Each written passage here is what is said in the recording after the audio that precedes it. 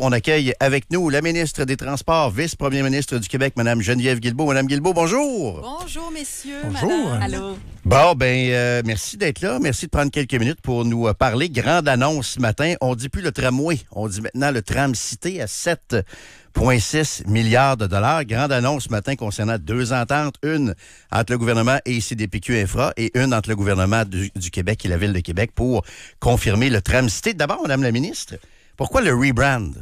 Avez-vous senti que le tramway, le mot, est un peu brûlé? Ben non, c'est plus que vous vous souvenez, là, puis sans refaire tout le contexte qui a mené à ça, mais bon, pas de soumissionnaire au projet de tramway de la Ville de Québec à l'automne dernier. On avait demandé à la CDPQ Infra de faire une étude de mobilité dans la grande région de Québec. 12 juin dernier, on présentait avec le premier ministre le rapport de la Caisse qui abordait le nouveau projet de transport structurant qu'on appelait le plan Cité. Il y avait 3 phases dans le plan Cité et l'engagement qu'on avait pris, le premier ministre et nous, ce jour-là, c'est de dire on va aller de l'avant avec la partie tramway de la phase 1 du projet Cité, parce qu'il y avait autre chose que le tramway, il y avait des SRB, des autobus, toutes sortes de choses, un tunnel même dans la 3e phase. Donc, au lieu d'éviter toujours cette formulation-là qui est très longue et fastidieuse pour quelqu'un qui n'est pas là-dedans tous les jours, on a décidé de trouver un terme plus clair et plus simple et plus commode. Mais ça, c'est juste un nom, dans le fond. Je veux dire, ça change, le projet demeure...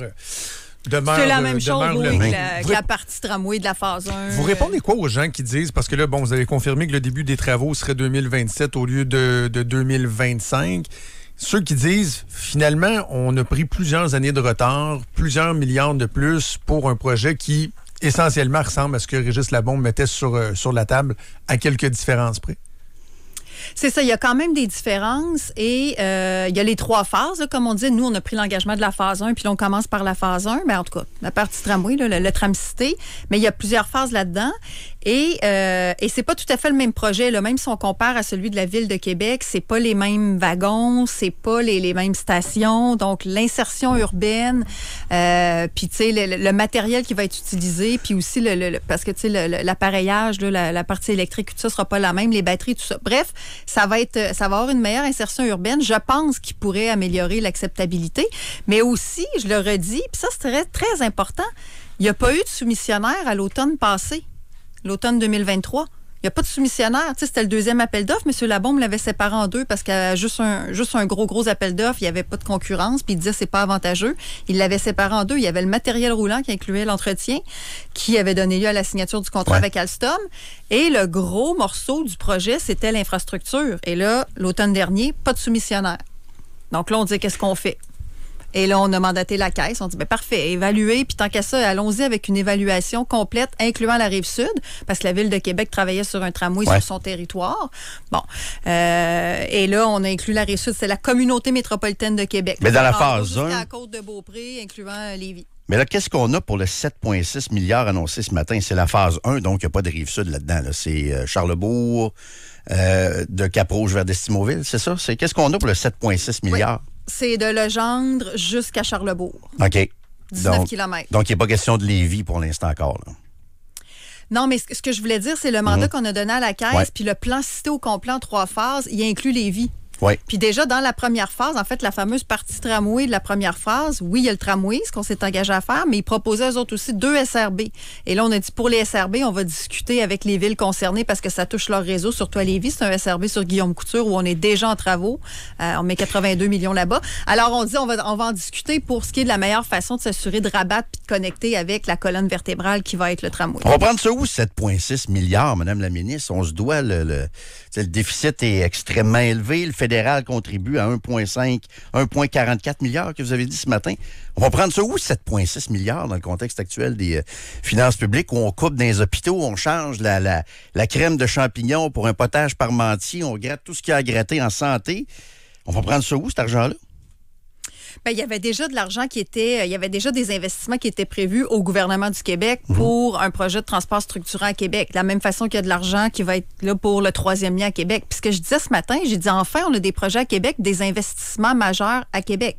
Alors ça, c'est la bonne nouvelle. Souvent, on nous dit, il y en a juste à Montréal, il y en a juste ailleurs. À Québec, c'est tout le temps long, c'est tout le temps compliqué, il n'y a rien qui accouche. Alors là, on va de l'avant. Mais sur le montage financier, le 7,6, d'abord, c'est un coût qui va être appelé à changer. Là. C'est sûr qu'à mesure qu'on va avancer... Bien, pas nécessairement, parce que là-dedans, là, tu sais, c'est parce que là, je ne veux pas perdre les gens dans trop de chiffres, là, mais si vous vous souvenez, la dernière fois quand on avait sorti le rapport de la Caisse, l'évaluation était à 5,2 milliards. Et aujourd'hui, sur le 7,6, la portion qui est le projet comme tel, donc l'équivalent du 5,2, a diminué. On est à 4,8 incluant l'inflation. Alors, puis l'inflation, encore là, ça fluctue. C'est pour ça que je vous dis qu'à mesure que ça va varier dans le temps. Mais donc, on a diminué, sauf que nous, il faut qu'on ajoute l'entièreté des coûts, les travaux préparatoires, les travaux connexes. Il faut déplacer des réseaux, il faut faire des aménagements sur le réseau de la ville. Et donc, il y a déjà des frais qui avaient été dépensés aussi pour certains travaux préparatoires. Donc, dans l'ensemble, ça donne 7,6, mais c'est un coût qui va... C'est sûr qu'il va rechanger à mesure qu'on va avancer dans la phase de planification. Sauf que le problème, c'est que le fédéral, il y a 1,44 milliard qui a été comme annoncé. De confirmer, c'est 1,2 milliard. Oui. Et là, vous avez dit ce matin que vous avez envoyé une lettre pour interpeller le gouvernement fédéral. Je pense que tout le monde sent un peu l'espèce d'urgence d'agir avec Pierre Poilievre qui dit « Moi, je ne mettrai pas un sou là-dedans. » Donc, je comprends que vous voulez que le fédéral se commette, mais il y a le temps qui déjà pressait. Et là, la lettre que vous avez envoyée à deux homologues fédéraux, c'est Sean Fraser, le ministre de l'Infrastructure et des collectivités, qui a annoncé son départ à 9h ce matin, et Chrystia Freeland, la ministre des Finances, vice-première ministre du Québec, qui a annoncé son départ ce matin. Là, vous avez envoyé une lettre à deux ministres qui ne sont plus là finalement ce matin. C'est quoi les chances que vous réussissiez à sécuriser un financement suffisant du gouvernement fédéral pour aller de l'avant coûte que coûte? Oui, bien là, moi, la lettre, je l'ai faite en fin de semaine. Donc, effectivement, là, co-signée avec mon collègue des Finances. C'est sûr que là, ce matin, bon, il a fallu, en termes très pratico-pratiques, modifier l'entête de la lettre. Bon. À qui vous avez écrit? Au premier ministre? À qui de droit? Mark Carney? De droit. On écrivait ça dans le temps. Non, mais je l'ai envoyé à M. Fraser parce que, en fait, c'est ça. Si ma compréhension est bonne, il ne se représentera pas, mais il garde ses fonctions. Mais il est là jusqu'au remaniement. Bon, le remaniement, ça se pourrait qu'il survienne. Il a commencé le remaniement. mais avec en copie M. Duclos, puis bon, je pense que la lettre va se rendre, là. C'est juste que c'est parce qu'il y a des choses qui m'agacent, moi, là-dedans. On en a souvent parlé, là, à chaque fois que je parle de ça, le financement de la mobilité par le fédéral, mais sur les projets spécifiquement. Et il y a 3 éléments. Puis c'est pour ça qu'on a fait la lettre. Premièrement, sur le 1,44 milliard théorique, il y a 1,2 milliard de confirmés par écrit. On attend toujours le 240 millions de plus. Et j'ai envoyé une lettre en mars 2023. Ça fait plus d'1 an et demi. J'ai toujours pas confirmation du 240 millions. Donc, première chose.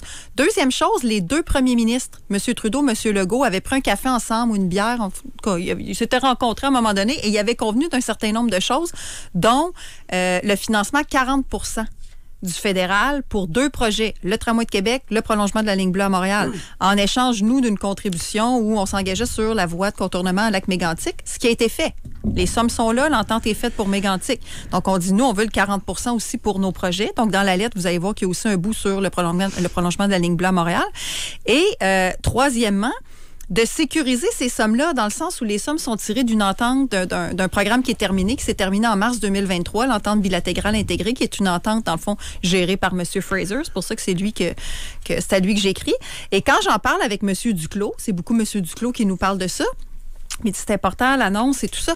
Mais j'ai dit, nous, on a besoin, premièrement, que vous complétiez le montant et deuxièmement, que vous l'augmentiez à 40 % du projet. Et troisièmement, que si on peut jouer sur les modalités rétroactivement de ce programme-là pour qu'on place cet investissement-là à l'abri du résultat de la prochaine élection. Alors, on va leur poser question là-dessus. Ben oui, c'est ça. Posons-leur la question. Mais là, dites-moi, là, tous les sondages et même les élections ont démontré que les gens de la région de Québec voulaient un 3e lien, pas vraiment de tramway. Puis là, on se ramasse que finalement, le tramway va se réaliser avant le 3e. En tout cas, les travaux vont commencer avant, ça c'est certain, en 2027. Mise en service en 2033. Il n'y a aucune façon possible qu'un 3e lien soit en fonction avant ça. Pourquoi on réalise le projet que les gens ne veulent pas avant celui que les gens souhaitaient? Pourquoi on se retrouve comme ça, là? Bien, l'évaluation de la réalisation du tramway, ça, c'est des évaluations qui sont faites par la CDPQ Infra. Parce que les ententes... En fait, aujourd'hui, on confirme aussi 2 ententes. C'était la substance de l'annonce de ce matin, là, les 2 ententes de mise en œuvre, une entre le gouvernement et la Ville de Québec et une entre le gouvernement et la CDPQ Infra. Et donc, la CDPQ Infra devient le maître d'œuvre. Donc, ce sont les autres qui en parlent dans leur rapport. Pourquoi vous n'avez pas dit, regardez, parce qu'eux évoquent les raisons de sécurité économique. Pourquoi vous n'avez pas dit à CDPQ, on va commencer par le 3e lien, puis on verra pour le tramway? Bien, parce que la CDPQ Infra ne fait pas le 3e lien. Le troisième lien, dans le fond, il y a une portion du rapport de la Caisse qui porte là-dessus, sécurité économique, il y a des projets de tracé de corridor sans plus, en disant, nous, on s'avance pas plus parce que, bon, ce sera pas nous qui allons le faire. Pourtant, ça fait depuis 2018 que vous promettez ça. On se ramasse en 2027. Non, mais moi, je suis d'accord avec débuter. vous. C'est pour ça, effectivement, moi, c'est que le projet de troisième lien, je le travaille directement, moi. Et je sais qu'il avance, je suis là-dessus. On finit, tu sais, la dernière fois que je suis venue là, pour parler des 23 entreprises, un engouement sans précédent pour le projet, on finit les rencontres des 23 entreprises le 17 décembre. Et là, après ça, évidemment, c'est Noël. C'est bien le fun, mais factuellement, on va creuser le tramway avant le troisième lien. Alors que les gens le veulent moins. Bien, la signature du contrat du troisième lien va se faire en 2027. Mm-hmm. Probablement avant, parce qu'on parle d'été 2027 pour le tramway. On va voir, comme je vous dis, à mesure qu'on avance, les choses changent, vous le savez. Mais signature du contrat en 2027, parce que l'appel de proposition va finir fin 2026. Donc, on aura un contrat signé, tu sais, assez rapidement. Comme je vous disais, avant l'élection, finalisation du processus de qualification, on aura des entreprises dûment qualifiées qui auront passé à travers 1 an et demi et plus de processus pour se qualifier. Donc, le projet va être irréversible de troisième lien. Très important. La maire de Lévis a jeté quand même un beau petit pavé dans la mare vendredi avec sa déclaration qu'il a rendue publique. Lui, ce qu'il dit, c'est que la vision de la mobilité de la grande région de Québec est basée sur le rapport de CDPQ Infra, qui ne fait aucune mention, finalement, de la réalisation d'un troisième lien. Là, vous avez dit, bon, il y avait une reconnaissance d'un argument de sécurité économique, mais essentiellement, c'est des PQ Infra qui disait pas besoin de troisième lien. Donc, Gilles Lauilly dit comment rendre crédible un nouveau lien autoroutier qui n'est inscrit nulle part dans aucun plan. Vous lui répondez quoi?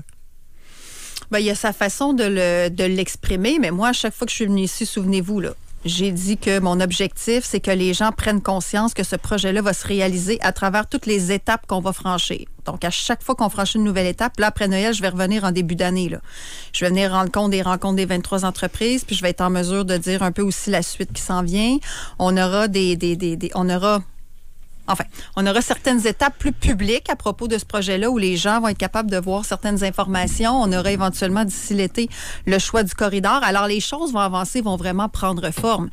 Mais là où je suis d'accord, si on veut, avec lui, non pas sur l'ensemble de ce qu'il dit, là, mais la seule façon dont les gens vont réaliser que ce projet-là va se faire, c'est quand on va franchir des étapes significatives. Fait que c'est pour ça que c'est là-dessus que moi, je travaille. Qui va gérer le tramway, l'opérer, l'entretenir? Est-ce que c'est le RTC qui va se retrouver avec cette responsabilité-là, si tu la Ville de Québec? Parce qu'on comprend que c'est pas la Caisse de dépôt qui va l'opérer comme le REM à Montréal. Donc, est-ce que c'est le RTC qui va devoir gérer tout ça? Et est-ce qu'on a évalué un peu les coûts annuels d'entretien pour faire rouler ça, ce train-là? C'est le RTC qui va l'exploiter, donc oui, qui va l'opérer. Sur la question de l'entretien, ça fait partie des choses. Puis quand on regarde dans les ententes, là, qui ont plusieurs dizaines de pages, fait que personne n'a eu le temps de lire ça pour l'instant. De toute façon, je ne sais pas si sont encore publics. Si ce n'est pas déjà fait, ça va l'être. Alors, la Caisse évoque la possibilité de prendre un contrat sur l'entretien à long terme. Donc, c'est une possibilité que la Caisse évoque, l'entretien à long terme, parce que, tu sais, bon, ils ont une expertise là-dedans. Là, c'est pas pareil comme le REM de Montréal, mais quand même.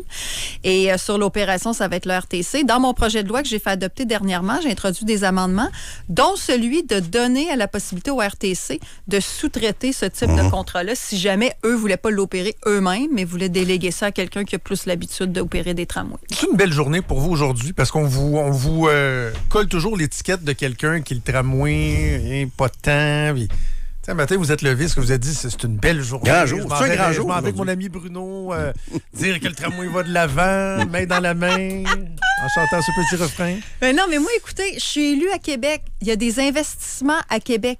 Alors oui, c'est sûr que c'est une belle journée. C'est sûr que c'est une belle journée. Puis, tu sais, je comprends qu'il y a des gens qui veulent pas le tramway puis tout ça. Puis, il y a plus de gens... C'est le tram-cité maintenant, de toute façon. Le tram-cité, c'est ça. Mais il y a plus de gens qui veulent le troisième lien que le tramway au moment où on se parle. Ça, je pense que c'est une évidence. Oui. Puis en ce moment aussi, il y a déjà des travaux préparatoires sur le tramway, mais ce que ça nous génère au quotidien, c'est quoi? C'est des cônes oranges, des entraves, un chantier, un perma-chantier dans les coins où on est en train de faire ça. Est-ce que c'est une mini-Beijing, comme l'a dit le maire? Ben là, c'est son expression, mais c'est un projet d'envergure. Puis plus on va avancer, à un moment donné, les gens vont être capables de mesurer les retombées qui peuvent découler de ce projet-là en termes d'investissement immobilier, d'investissements commerciaux, de développement autour de ça, de possibilités de mobilité aussi. Donc, tu sais, moi, je pense qu'à la clé, il y a des bénéfices en termes de développement économique. Mais je comprends qu'actuellement, c'est peut-être difficile à se conceptualiser. Puis aussi, oublions pas qu'à part à Montréal, il n'y en a pas de projet de transport structurant de collectif nulle part. Ça va être nouveau de sortir ça de Montréal. Fait que je pense que c'est une bonne chose que ça se fasse dans notre capitale nationale. Un des problèmes, j'en ai parlé tantôt, tabarnouche, on a de la misère à se soigner dans les hôpitaux. On va-tu vraiment mettre tout cet argent-là dans un tramway à Québec, le tram-cité à Québec? Tu sais, on manque de l'essentiel présentement au Québec. C'est difficile, le contexte, là. Ouais, les gens qui nous écoutent, là, je suis pas sûr que c'est leur priorité, moi, un tramway à Québec. Ah, ben non, mais là, c'est sûr que la santé, l'éducation, puis le portefeuille, là, combien il me reste d'argent dans mes poches pour faire l'épicerie, puis aller en vacances, puis payer les activités de mes enfants, puis tout ça, je suis d'accord avec vous, que c'est les priorités des Québécois. Mais à côté de ça, je vous dirais que la mobilité, le trafic, toutes ces questions-là, ça arrive quand même haut dans la liste aussi, là, quand on sonde les différentes préoccupations des Québécois. Puis si on veut qu'un jour... Tu sais, c'est ça qui est un peu, des fois, paradoxal, c'est qu'on peut être pour ou contre un projet, mais je pense qu'il y a un consensus à l'effet qu'on est tanné qu'il n'y ait jamais de projet qui marche. Oui, mais ça prend des bons projets. On en a deux. Oui, non, mais je suis d'accord avec vous. Mais là, on en a deux qui avancent à Québec. Moi, je suis... on peut pas dire en anglais, à temps plein là-dessus, sur plusieurs affaires, mais tu sais, les projets de Québec. Puis je vous dis, à mesure qu'on va franchir des étapes, surtout dans le 3e lien, puis que les gens vont prendre conscience que ça va se réaliser, incluant le maire de Lévis, ça va être très, très, très excitant, ça, là. Il nous reste 30 secondes. Il nous reste 30 secondes, Madame la ministre. Ça passe très vite. Vous pensez quoi de votre collègue qui a dit que l'essence se ferait rare en 2035? Croyez-vous à ça, vous? Le tout électrique en 2035 au Québec, en 30 secondes? Il y a une tendance à l'électrique. Il y a un engouement, de plus en plus de voitures qui se vendent. Mais de là à dire qu'il n'y aura plus de stations d'essence. Non, mais on a quand même dit qu'on allait réévaluer, je pense que c'est en 2030, 2026, 2027. En tout cas, on va voir aussi la tendance que les gens prennent. Je pense qu'il ne faut pas non plus se mêler trop de la vie du monde puis les laisser aussi... vivre un peu. Ben, tu sais, c'est ça. Il faut les laisser vivre. C'est correct les incitatifs puis tout ça, puis c'est important les GES, mais il ne faut pas non plus virer fou... avec ça. Avec l'intrusion dans la vie des gens. Merci, Mme Guilbeault. Toujours Merci un plaisir. Merci beaucoup d'être passée. Geneviève Guilbeault, ministre des Transports, vice-première ministre du Québec. Courte pause, on vient.